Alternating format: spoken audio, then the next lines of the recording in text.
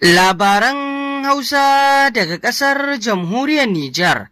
Masu saurare barkanmu da warhaka, barkanmu da sake kasancewa da ku cikin rahotannin labaran Hausa da muke kawo muku daga ƙasar ta Jamhuriyar Nijar cikin harshen Hausa kan abubuwan da ke faruwa a ƙasar ta Jamhuriyar Nijar ƙarƙashin jagorancin wannan mulki mai adalci na sojojin CNSP a sahun farko shugaban ƙasa Janar Darme Abdurrahman Chani da kuma Firaminista Ali Muhammad Lamin Zan. A yau muna ranar Juma'a 29 ga watan Mayu na shekara ta 2026. Masu saurare sai ku gyara zama domin jin rahotannin labaran da za mu kawo muku daki-daki dalla-dalla daga ƙasar ta Nijar. Da fari rahoton namu zai fara ne da yin waiwaye adon tafiya, kamar yadda masu iya magana ke faɗa. Bayan sallar Idi da shugaban ƙasa Janar Darme Abdurrahman Chani ya gudanar a babban birnin Yamai tare da magabata kamar gwamnan jihar Yamai Asman Abdu Haruna da dai sauran waɗanda suka halarci sallar Idin, ciki har da mukarraban wannan gwamnati da ma tsofaffin shugabannin ƙasar irin su Muhammadu Isufu da kuma Muhammad Usman Salifu Jibbo, duka sun halarci wannan sallar Idi sun yi ta tare da shugaban ƙasa Janar Darme Abdurrahman Chani. Inda bayan idar da sallah idan ba za ku manta ba, Sheikh Jibril Karanta, babban malamin kuma limami, ya yi addu'o'i sannan kuma ya faɗakar da al'umma a dangane da muhimmancin zaman lafiya da kuma abin da ya kama da haka, wanda ya yi huɗuba wadda ta ja hankalin al'ummar ƙasar Nijar, inda ya taɓo fannin tsaro. Domin tsaro shine babban abin da yake samar da duk abin da ake takama da shi a ko'ina, inda ya ce tsaro kamar riga ce ta mutum, idan ya rabu da ita to fa ya buɗe tsaraicinsa ne, inda ya ce bayan da za mutum ya rabu da tufafinsa to kamar haka tsaro yake, inda ya ja hankali wajen a ci gaba da abin da zai haɗa kan al'umma tare da samar da tsaro da kwanciyar hankali daga Nijar har ma ƙasashen AES baki ɗaya, inda ya kira ga 'yan ƙasa a dage wajen gina ƙasa ta zaman lafiya, domin gina ƙasa ta hanyar zaman lafiya to shine babban abin da ake da muradi, domin ci gaba zai samu ne ta hanyar haka. To wannan kenan. Idan muka tafi rahoto na biyu kuwa kan yadda ake gudanar da shagali, kamar yadda muka sani idan an yanka naman layya, akwai al'adar nan da ake gudanarwa ta gashin raguna, wanda za a tara ragunan a haɗa wuta a tsakaninsu ta hanyar haɗa itace domin a gasa ragunan. Wannan al'ada ce da ƙasar jamhuriyar Nijar ɗin ke gudanarwa, wanda kamar yadda kuke gani ga raguna nan sama da 20 ko mu ce 20 wanda ake gasa su, wanda kowa da nasa. Wannan gashi al'ada ce da aka saba gudanarwa a duk shekara.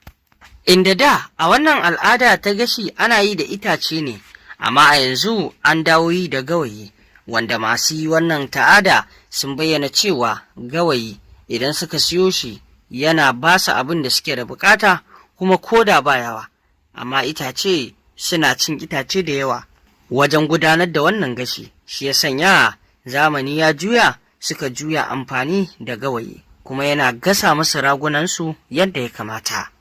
Sai dai har yanzu akwai masu amfani da itacen, amma masana lafiya musamman mata harkar yanayi sun bayyana cewa ko da ta kiwon lafiya amfani da wannan gawayi ya fi akan itace, domin itace yakan haifar da hayaƙi da dai abin da ya kama da haka, amma gawayi za ka samu babu hayaƙi sannan babu ƙauri, kaga ya fi akan itace.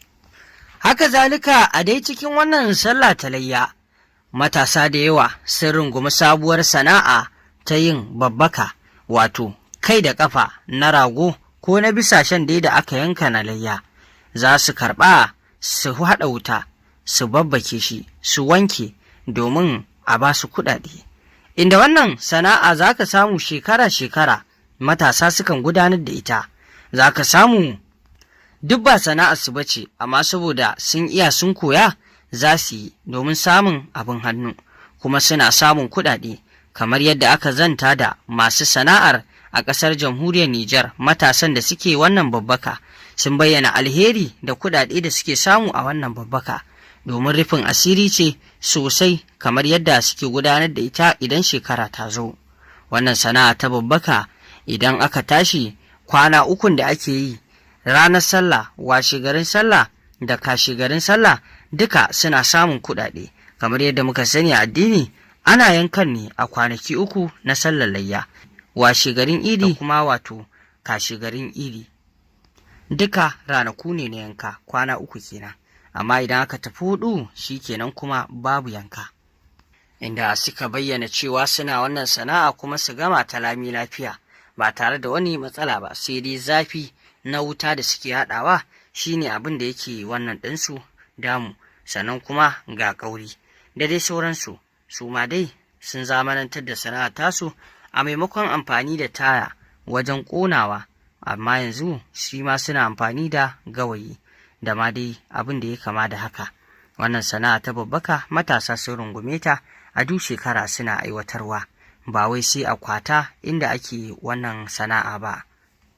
Haka zalika cikin dai wannan sallar layya al'umma na gudanar da abin da aka saba kamar yadda addini ya tanadar.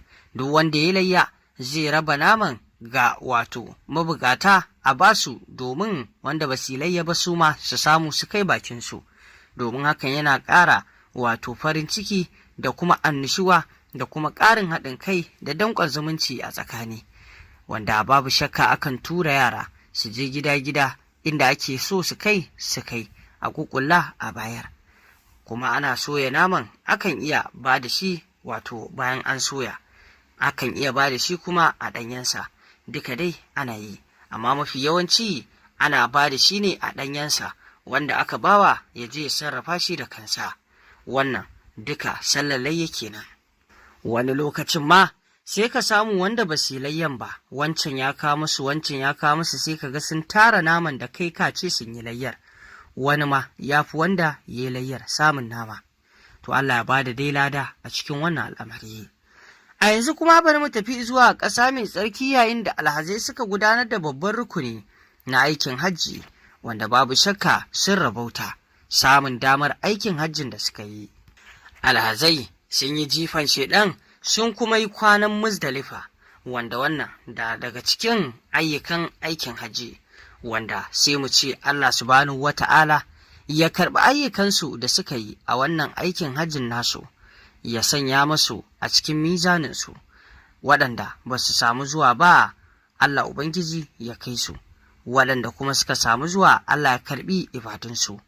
To masu saurare, ƙarshen rahotannin labaran Hausan kenan, kamar yadda muke kawo muku abubuwan da ke wakana. Ku ci gaba da bibiyar wannan tasha tamu domin samun rahotannin labarai a koda yaushe.